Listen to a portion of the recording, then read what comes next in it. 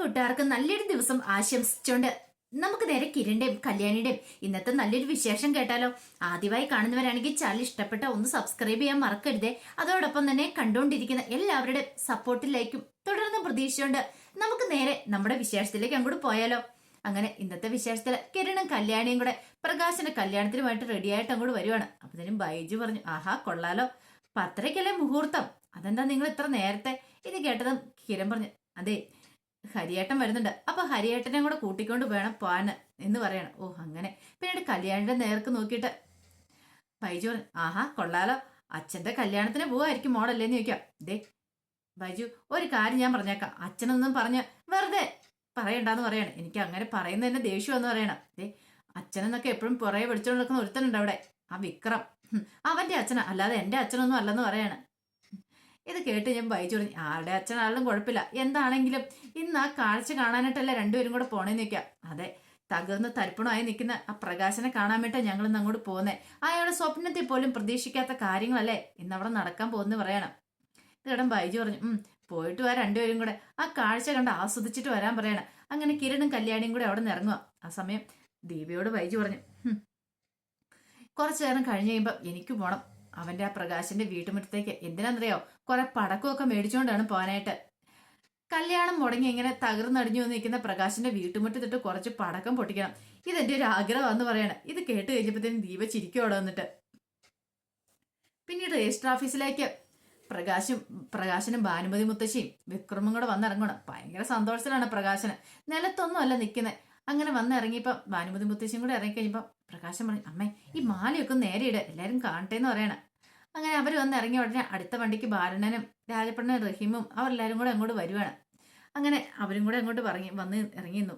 പിന്നീട് പ്രകാശനെ നോക്കിയിട്ട് പറഞ്ഞു, ഇപ്പം നിന്നെ കണ്ട എന്തൊരു ലുക്കും പത്രാസും ഒക്കെ ആണെന്നറിയോ, നല്ല ഭംഗിയുണ്ടോ പ്രകാശ, നിന്നെ കാണാനെന്ന് രാജപ്പണ്ണം പറയാം. അത് പിന്നെ അങ്ങനെ അല്ലാതാവൂന്ന് ചോദിക്കുകയാണ്. ദേ വിക്രത്തിന് സമ്മതിച്ചു കൊടുത്തിരിക്കുന്നു. ദേ ഈ സമയത്ത് അച്ഛന്റെ കല്യാണം നടത്തി കൊടുക്കുന്ന മകൻ അങ്ങനെ അപൂർവം ചുരുക്കം ചിലർ മാത്രം ഉള്ളെന്ന് പറയാണ്. അച്ഛനൊരു നല്ല തുണയുണ്ടാണെന്ന്, ഈ പ്രായത്തിലും അച്ഛന് നല്ലൊരു ജീവിതം ഉണ്ടാണെന്നൊക്കെ മകൻ ആഗ്രഹിച്ചു. എന്നാലും നിന്നെപ്പോലൊരു മകൻ വേണോടാ എന്ന് പറയണ. ഇതാണ് വിക്രം പറഞ്ഞു, അത് പിന്നെ എന്റെ അച്ഛന് നല്ലൊരു ജീവിതം ഉണ്ടാവാനായിട്ടല്ലേ ഞാൻ ആഗ്രഹിക്കുള്ളൂ എന്ന് പറയാം. രാജപ്പണ്ണൻ പറഞ്ഞു, അത് ശരിയാണ്, നിന്റെ അമ്മ പ്രകാശനെ തള്ളി കളഞ്ഞിട്ട് പോയ സമയത്തെ, ആരൊരു ഇല്ലാത്ത സമയത്ത് നീയും നിന്റെ മുത്തശ്ശിയും കൂടെ തുണയായിട്ട് നിന്നില്ലേന്ന് ചോദിക്കുകയാണ്.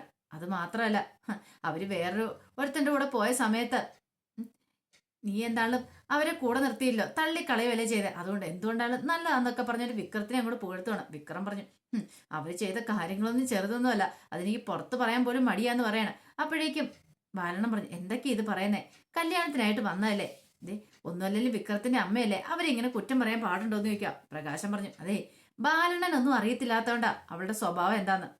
അവള് പഠിച്ച കളിയാ, അവന്റെ കൂടെ ആയിരുന്നു, ചന്ദ്രസേന്റെ കൂടെ. എന്നിട്ടോ എന്നെ നൈസായിട്ട് അങ്ങോട്ട് തേച്ചെന്ന് പറയാണ്. ഇപ്പൊ എന്താണെങ്കിലും അവൾക്ക് അതിനുള്ള കൂലി കിട്ടുന്നുണ്ടെന്ന് പറയണം. അങ്ങനെ അവര് സംസാരിച്ചുകൊണ്ടിരിക്കുന്ന സമയത്താണ് ഒരു കാറ് വന്നിരുന്നേ. കാറിനകത്തുനിന്ന് കിരണും കല്യാണിയും ഹരിയേട്ടനും കൂടെ ഇറങ്ങുവാണ്. ദേ വരുന്നുണ്ട്, പ്രകാശന്റെ മോള് വരുന്നുണ്ടല്ലോ എന്ന് പറയണം. ഇത് രാജപ്പണ്ണം പറഞ്ഞു കഴിയുമ്പത്തിന് പ്രകാശം പറഞ്ഞു, വരട്ടെ, എന്താണെങ്കിലും വന്ന് എന്താണ് സദ്യയ്ക്ക് കൊണ്ടിട്ട് പോട്ടെ 3 പേരും കൂടെ എന്ന് പറയണം. അങ്ങനെ കിരണും കല്യാണിയും കൂടെ അങ്ങോട്ട് വന്നു. വിക്രം പറഞ്ഞു, ഓ സദ്യ ഉണ്ണാൻ വന്നായിരിക്കും അല്ലേന്ന് ചോദിക്കുക. അതേടാ സദ്യ ഉണ്ണാൻ തന്നെ വന്നാന്ന് പറയണം. പിന്നീട് ഭാനുമതി മുത്തശ്ശി പറഞ്ഞു, നാളെ ഉണ്ടേ നിങ്ങൾ ഈ കല്യാണത്തിന് വരുമെന്ന് ചോദിക്കുക. ഇത് കേട്ട കിരൺ പറഞ്ഞു, വെറുതെ അല്ലല്ലോ വന്നേ, വിളിച്ചിട്ടല്ലേ വന്നേ, ഞങ്ങൾ വിളിക്കാത്ത സദ്യക്ക് ഉണ്ണാൻ പോവാറില്ലെന്ന് പറയണം. പ്രകാശം പറഞ്ഞു, വന്ന എന്തായാലും നന്നായി, ഞാന് ആ മഹാലക്ഷ്മിയുടെ കൈ പിടിക്കുന്നത് നിങ്ങൾ കാണണമെന്ന് പറയണം. അവളെയും കൂടെ വിളിച്ചോണ്ട് വരാൻ പറ്റായിരുന്നോ, ആ ദീപേനയും കൂടെ, അതാണ് നല്ലതായിരുന്നല്ലോ, എന്നെ തേച്ചിട്ട് പോയവളാ, ആ ചന്ദ്രസേനൊപ്പം പോയവളാ, എന്നിട്ടോ ഇപ്പോഴെങ്ങനെയാ ചന്ദ്രസേനൊപ്പം തന്നെയാണോ അവള് കഴിയണമെന്ന് ചോദിക്കോ. ഇത് കേട്ടോ ദീപയ്ക്കല്ല കല്യാണിക്ക് അടിമുടി അങ്ങോട്ട് പെരുത്ത് കയറി. കല്യാണി പല്ലെറുമിക്കൊണങ്ങ് ചെല്ലുമ്പോഴത്തേനും കിരൺ കയറി കയ്യിലേക്ക് ഇങ്ങോട്ട് പിടിച്ച് വേണ്ട എന്നുള്ള രീതിയിൽ. പിന്നീട് കിരൺ പറഞ്ഞു, അതെ എന്നാലും ഞങ്ങളുടെ അമ്മ രക്ഷപ്പെട്ടു, പക്ഷേങ്കിൽ ഇനി കഷ്ടപ്പെടാൻ പോകുന്നത് നിങ്ങളായിരിക്കും എന്ന് പറയാം. ഇത് കേട്ടതും പ്രകാശം പറഞ്ഞു, പിന്നെ കഷ്ടപ്പെടാൻ പോകുന്ന പോലും, എടാ എനിക്ക് കൈവരാൻ പോകുന്ന സൗഭാഗ്യ ചെറുതൊന്നും അല്ലാന്ന് പറയണം. പിന്നെ ആണോന്ന് നിങ്ങൾ കാത്തിരുന്നോ, ഇപ്പൊ തന്നെ കിട്ടും നല്ല സൗഭാഗ്യം. ഈ സമയം പ്രകാശൻ അവരും കൂടെ കേൾക്കാൻ പാകത്തിന് ഭാനുമതി മുത്തശ്ശിയോടും വിക്രത്തിനോടായിട്ട് പറഞ്ഞു, അതെ ഇന്നത്തെ ദിവസം ഒരു സർപ്രൈസും കൂടെ ഉണ്ടെന്ന് പറയണം. ഇത് കേട്ട് ഞാൻ വിക്രം ചോദിച്ചു, സർപ്രൈസോ? അതെ മോനോട് പോലും ഞാൻ പറഞ്ഞിട്ടില്ലെന്ന് പറയണം. അതെന്താ അത്ര വലിയ സർപ്രൈസ്? അതെന്താന്ന് വെച്ചിട്ടുണ്ടെങ്കിൽ ഒരു 1.5 കോടി രൂപയുടെ കാറാ എനിക്കിന്ന് ഗിഫ്റ്റായിട്ട് കിട്ടാൻ പോണെന്ന് പറയണ. 1.5 കോടി രൂപയുടെ കാറാ. ആഹാ, ഇത് കേട്ടതും രാജപ്പണ്ണെ ബാലന്റെ ഒക്കെ കണ്ണ് തള്ളി നിൽക്കുക. ഭാനുമതി മുത്തശ്ശി പറഞ്ഞു, അത് മോശമായി പോയിട്ടോ. എന്താമേ 1.5 കോടി രൂപയുടെ കാറ് തന്നപ്പോ ഒരു 10-20 ലക്ഷം രൂപയുടെ കാർ ഇങ്ങനെ തരണായിരുന്നു പറയാ. ഇത് കേട്ടതും വിക്രം ചിരിച്ചോണ്ട് പറഞ്ഞു, എന്റെ മുത്തശ്ശിക്ക് ഈ പൈസയുടെ കണക്കൊന്നും അറിയത്തില്ല. ലക്ഷത്തിനേക്കാളും വലുതാ കോടി. ഈ ലക്ഷം എന്ന് പറഞ്ഞാൽ മുത്തശ്ശി പറഞ്ഞ 20 ലക്ഷം ഒന്നും അല്ല എന്ന് പറയണ. പിന്നെ 1.5 കോടി എന്ന് പറഞ്ഞാൽ ഒരു 150 ലക്ഷമെങ്കിലും ഉണ്ടാവാൻ നിൽക്കുമെന്ന് പറയണ. 150 ലക്ഷമോ? ഭാനുമതി മുത്തശ്ശിക്ക് തലയിറങ്ങുന്ന പോലെ തോന്നി. ഇത്രയും വലിയ വില പിടിച്ച കാറാണ് അവർ കൊടുക്കാൻ പോണേന്ന് ഓർത്തണ്ട്. ഇത് കേട്ടതും കിരൺ കല്യാണ്ട് പറഞ്ഞു, കേട്ടില്ല പറയണേ, വലിയ ഇത് കൂട്ടടിച്ചോണ്ടിരിക്കുക, പുളു അടിച്ചോണ്ടിരിക്കുന്ന കേട്ടില്ല എന്ന് പറയണേ. കല്യാണി പറഞ്ഞു, എത്ര സമയത്തേക്കാ എന്ന് പറയണം. പിന്നീട് അവരെ രണ്ടുപേരെയും കൂടെ നോക്കിയിട്ട് പ്രകാശം പറഞ്ഞു, നിങ്ങൾ വന്ന നന്നായി. അതെ, 3 സ്റ്റാർ ഹോട്ടലില് ബുഫേ രീതിയിലുള്ള എന്ന് വിരുന്ന് വെക്കുന്നത് അറിയാലോ. അത് വീനസ് ഹോട്ടലിൽ വെച്ച് അവിടെ വന്ന് ഫുഡൊക്കെ കഴിച്ചിട്ട് പോയാൽ മതി കേട്ടോ. മഹാലക്ഷ്മിയുടെ കൈ പിടിച്ച് ഞാൻ നടക്കുന്ന നിങ്ങളൊന്ന് കാണണം. അത് മാത്രമല്ല നിന്റെ അമ്മയുണ്ടല്ലോ ദീപ, അവളും കൂടെ കാണണമെന്ന് പറയാണ്. എന്റെ ജീവിതത്തിൽ നിന്ന് അവൾ എന്ന് ഒഴിഞ്ഞു പോയോ അന്നാ എനിക്കൊരു മനസമാധാനം കിട്ടിയിട്ടുള്ളൂ എന്ന് പറയാണ്. അങ്ങനെ കളിയാക്കിക്കൊണ്ടിരിക്കുന്ന സമയത്ത് ബാലനും പറഞ്ഞു, നീ എന്തൊക്കെയാ പ്രകാശം പറയണേ? നിന്റെ മകളും മരുമോനും ഒക്കെ അല്ലേ വന്നിരിക്കുന്നേ, പിന്നെ കമ്പനിയുടെ സൂപ്പർവൈസറും. അവരിങ്ങനെയൊക്കെ കളിയാക്കാൻ പാടുണ്ടോന്ന് ചോദിക്കോ? അത് നിന്റെ കല്യാണമല്ലേ ഇന്നെന്ന് ചോദിക്കോ? ഇതേ ബാലണ, ഒരു കാര്യം ഞാൻ പറഞ്ഞേക്കാം. ഇവളുമാരെ സപ്പോർട്ട് ചെയ്യാനാണെങ്കിൽ ബാലനെ ഇങ്ങോട്ട് വരേണ്ട ആവശ്യമില്ലായിരുന്നു പറയാണ്. അങ്ങനെ ബാലനെ കുറ്റപ്പെടുത്തിക്കൊണ്ടിരിക്കുമ്പോഴാണ് ഒരു പോലീസ് ജീപ്പ് അങ്ങോട്ട് വരുന്നത്. പോലീസ് ജീപ്പ് വന്നിട്ട് അതിനകത്ത് നിന്ന് SIയും 2-3 പോലീസുകാരും കൂടെ ഇറങ്ങുവാണ്. നേരെ പ്രകാശിന്റെ അടുത്തേക്ക് വന്നു. പ്രകാശിന്റെ അടുത്ത് വന്നിട്ട്, പ്രകാശ നീ സ്റ്റേഷൻ വരുമെന്ന് പറഞ്ഞെന്ന് പറയാം. ഇത് കേട്ടും പ്രകാശ് ചോദിച്ചു, സാറേ ഞാനിതിനെ വരുന്നേ, എന്റെ കല്യാണമാണെന്ന് പറയണ. കല്യാണമൊക്കെ നടത്താം, ആദ്യം നീ സ്റ്റേഷൻ വരുമെന്ന് പറഞ്ഞെന്ന് പറയാം. സാറേ അതിന് ഞാൻ തെറ്റും ചെയ്തിട്ടില്ലെന്ന് പറയണം. അപ്പൊ വിക്രം വന്നിട്ട് പറഞ്ഞു, എന്തിനാ സാറേ എന്റെ അച്ഛനെ കൊണ്ടുപോകുന്നേ? എന്റെ അച്ഛൻ നിരപരാധിയാ, ഒരു തെറ്റും ചെയ്തിട്ടില്ല. ഒരു തെറ്റും ചെയ്യാത്ത ആളെ വെറുതെ അങ്ങനെ പിടിച്ചോണ്ട് പോകാൻ പറ്റുന്ന കാര്യമാണെന്ന് ചോദിക്കാം. തെറ്റ് ശരിയൊക്കെ ഞങ്ങള് അന്വേഷിച്ചറിഞ്ഞോളടാ, ഇപ്പൊ പറയുന്ന അങ്ങോട്ട് കേട്ടാ മതി. പ്രകാശ നീ വന്ന് വണ്ടിയെ കയറാൻ പറയണേ. എന്റെ സാറേ എന്നെ വല്ല കള്ളക്കേസിലും കൊടുക്കാൻ ശ്രമിച്ചായിരിക്കും. ഈ നിൽക്കുന്ന ഇവരുണ്ടല്ലോ, ഇവരായിരിക്കും ഇതിന്റെ പിന്നില്. അതുകൊണ്ടായിരിക്കും ഇവര് കല്യാണം കൂടാനായിട്ട് ഇങ്ങോട്ട് വന്നിരിക്കുന്നത്. കിരണ, ഒരു കാര്യം ഞാൻ പറഞ്ഞേക്കാം, എന്നെ വല്ല കള്ളക്കേസിലും കൂടി കുടുക്കി അകത്തിടാനോ നിന്റെ ഭാവമെങ്കില് ഞാൻ ഒന്നിനെയും വെറുതെ വെച്ചേക്കില്ലെന്ന് പറയണം. പെട്ടെന്ന് കിരൺ പറഞ്ഞു, അതിന്റെ ആവശ്യം എനിക്ക് എന്താണോ ഉള്ളത്?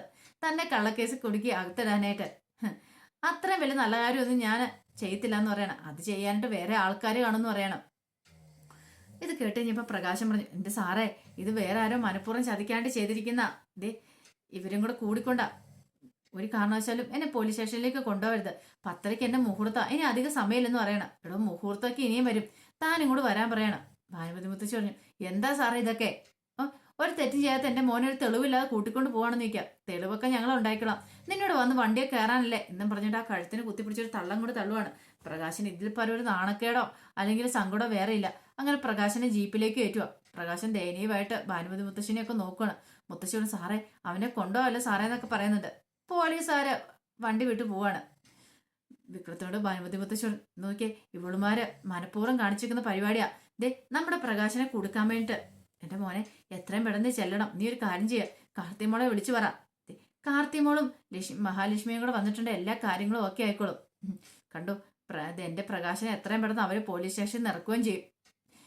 ഇതിന് പിന്നെ പ്രവർത്തിച്ചെടുക്ക നല്ല പണി കൊടുക്കുകയും ചെയ്യുമെന്ന് പറയണം. അത് കേട്ടതും വിക്രമൻ, അത് ശരിയാ, ഞാൻ കാർത്തിയേച്ചിനൊന്ന് വിളിക്കാന്ന് പറയണം. അപ്പത്തേനും ബാലണ്ണനും രാജപ്പണ്ണനും വന്നിട്ട് പറഞ്ഞു, പ്രശ്നം ആവുവാടാ വിക്രം, നിന്റെ അച്ഛൻ എന്തെങ്കിലും വേറെ തെറ്റുകൾ ചെയ്തിട്ടുണ്ടോ എന്ന് ചോദിക്കാം. രാജപ്പണ്ണ, ഒരു കാര്യം ഞാൻ പറഞ്ഞേക്കാം, എന്റെ അച്ഛൻ അത്രക്കാരനൊന്നുമല്ല, അറിയാലോ. എന്റെ അച്ഛനെ കള്ളക്കേസിൽ മനഃപൂർവ്വം കൊടുക്കാനായിട്ട് ആരോ ശ്രമിച്ചിരിക്കുന്നാന്ന് പറയണ. ഈ സമയം ഭാനുമതി മുത്തശ്ശി നേരെ കല്യാണിന്റെ അടുത്തേക്ക് എന്നിട്ട്, നീ ഒരു കാലത്ത് ഗുണം പിടിക്കാൻ പോകുന്നില്ലടി, നീ അനുഭവിക്കൂടി. എന്റെ മോനെ കള്ളക്കേസ് കൊടുക്കാണ്ട് നീ ശ്രമിച്ചില്ലേ, അപ്പൊ അത് ആ കാഴ്ച കാണാൻ വേണ്ടിട്ടാ നീ ഇവനെയും കൂട്ടി ഇങ്ങോട്ട് വന്നേലേ, നീ ഒരിക്കലും നന്നാവത്തില്ലടി, ഞാനിത് അറിഞ്ഞു പ്രാകുന്നാന്ന് പറയണം. ഇത് കേട്ടതും കല്യാണം നന്നായിട്ട് പ്രായിക്കോ, അതിനനുസരിച്ച് എനിക്ക് അനുഗ്രഹം ഉണ്ടാകത്തുള്ളൂ, നന്നായിട്ട് പ്രായിക്കൊള്ളാൻ പറയണം. നീ ബാ കല്യാണി എന്ന് പറഞ്ഞോണ്ട് കിരൺ കല്യാണിന്റെ കൈ പിടിച്ച് കയറി വണ്ടിക്കകത്തേക്ക് കയറി അവരും കൂടി പോവാണ്. തകർന്ന മനസ്സോട് കൂടിയിട്ട് വിക്രവും ഭാനുമതിയുമേ നിൽക്കുകയാണ്. ആ സമയം സ്റ്റേഷനിലേക്ക് പോകുന്ന വഴിക്ക് പ്രകാശം പറഞ്ഞിട്ടുണ്ട്, സാറേ ഞാൻ തെറ്റൊന്നും ചെയ്തിട്ടില്ലാന്ന്, അതൊക്കെ നമുക്ക് പോലീസ് സ്റ്റേഷനിൽ ചെന്നിട്ട് തീരുമാനിക്കാം. സാറേ എന്റെ കല്യാണമാണ്, കല്യാണം മുടങ്ങിപ്പോവും. എടോ കല്യാണം ഇനിയും നടത്താലോ, താനും കൂടെ കയറി വരാൻ പറയണം. സാറേ ആരാ സാറേ എന്നോട് ചെയ്തേ? എന്നോട് ആരോ ക്രൂരതയുള്ളവർ, എന്നോട് ആരോ ദേഷ്യമുള്ളവർ ഈ പരിപാടിയൊക്കെ ചെയ്തേ. ആ കിരണം കല്യാണി ആയിരിക്കും കള്ളപ്പരാതി തന്നെ. എന്റെ സാറേ എന്നെ വെറുതെ വിട്ടയക്കണം എന്നൊക്കെ പറയണം. അങ്ങനെ അത് പറഞ്ഞപ്പോഴത്തേനും എസ് ഐ പറഞ്ഞു, അതെ ആരാ പരാതി എന്നൊക്കെ അകത്ത് ചെല്ലുമ്പോൾ അറിയാം, ഇങ്ങോട്ട് വരാൻ പറയാണ്. അങ്ങനെ പ്രകാശൻ എന്ത് ചെയ്യണം, അകത്തേക്ക് കയറി വരിക. അകത്തേക്ക് വരുമ്പോഴാണ് ആ കാഴ്ച കാണുന്നത്. അവിടെ ലക്ഷ്മി ഇരിക്കുന്നു. ലക്ഷ്മിനെ കണ്ടതും പ്രകാശൻ ഒരു നിമിഷം ഒന്ന് ഞെട്ടി. പെട്ടെന്ന് എസ് ഐ ചോദിച്ചു, ഇവരറിയാവുന്ന ചോദിക്കുകയാണ്. ഇത് കേട്ടതും പ്രകാശൻ എന്ത് മറുപടി പറയാൻ നടത്തില്ല. പ്രകാശൻ പറഞ്ഞു, ഇവര് നേരത്തെ എന്റെ ഭാര്യയായിരുന്നു പറയും. അങ്ങനെയാണെങ്കിൽ ഇപ്പൊ ഭാര്യയല്ല എന്നാണോ അർത്ഥം എന്ന് ചോദിക്കുക. അല്ല അത് പിന്നെ സാറേ 10-25 വർഷമായി ഇവരുടെ അടുത്തുനിന്ന് ഞാൻ പോന്നിട്ട്. ഇത് കേട്ടതും ലക്ഷ്മി പറഞ്ഞു, അന്ന് പറഞ്ഞോണ്ട് നിങ്ങൾ എന്റെ ഭർത്താവ് അല്ലാതാവുന്നില്ലോ, ഞാൻ നിങ്ങളും തമ്മിലുള്ള ബന്ധമൊക്കെ വേർപിരിഞ്ഞാണെന്ന് ചോദിക്കും. ഇത് കേട്ടതും പ്രകാശ് എന്തു മറുപടി പറയണം നടത്തില്ല. പെട്ടെന്ന് തന്നെ ലക്ഷ്മിയമ്മ പറഞ്ഞു, അതെ എന്റെ കഴുത്തിൽ താലി ആർത്തിയതിനു ശേഷം നിങ്ങൾ വേറൊരു കല്യാണം കഴിച്ചു. അതിനുശേഷം വീണ്ടും മൂന്നാമതൊരു കല്യാണം കഴിക്കാനും കൂടെ പോവല്ലേ, അതൊക്കെ ഞാൻ അറിഞ്ഞിട പ്രകാശാന്ന് പറയണം. അങ്ങനെ നിന്നെ സുന്ദരമായിട്ട് ജീവിക്കാൻ ഞാൻ അനുവദിക്കുന്നു നീ വിചാരിച്ചോ? ഇത്തിരി ഇല്ലാത്തൊരു ചോരക്കുഞ്ഞിനെ ഓടയിലെറിഞ്ഞിട്ട് പോന്നവനല്ലേടാ നീ. നിന്നെ ഞാൻ അങ്ങനെ വെറുതെ വിടാൻ പോകുന്നില്ലെന്ന് പറയണേ. ഇത് കേട്ട് കഴിഞ്ഞപ്പോഴത്തേ എന്ത് ചെയ്യണമെന്ന് അറിയില്ല. ആകപ്പാടെ വല്ലാത്തൊരു അങ്കലാപ്പില് പ്രകാശം നിൽക്കുക. അപ്പൊ അതിന്റെ വിശേഷങ്ങളൊക്കെ എന്ന് കണ്ടത്. ഇതിന്റെ ബാക്കി വിശേഷങ്ങളുമായിട്ട് വൈകുന്നേരത്തെ പ്രമോയി വരാട്ടോ. ഒരിക്കൽ കൂടി എല്ലാവർക്കും നല്ലൊരു ദിവസം ആശംസിച്ചു നിർത്തുന്നു. നന്ദി.